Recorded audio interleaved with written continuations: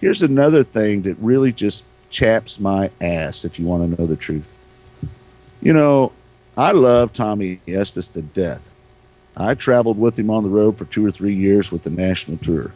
And this is just another example of Tod Quiring trying to do what he can to upset ASCS apple cart by hiring Tommy Estes and putting him in charge of taking care of these 360 regions.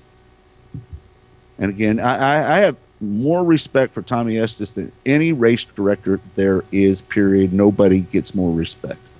I consider him a friend, but I also told Tommy this, so this isn't something I'm saying here that I wouldn't say to Tommy's face, that I was disappointed to hear that he was going with the NSL and what he was doing.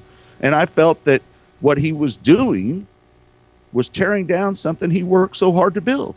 It's just a freaking power trip, and that's what's bothering me about it. You know what? If there wasn't this stink about what's going on right now, then maybe I'd think it's just a business thing. But there's a stink going on with it right now. And it's north of Kansas City, that stink that I'm smelling. You know? And if people don't like what my opinion is about it, I'm sorry. But the fact is that I want to see sprint car racing survive, not die.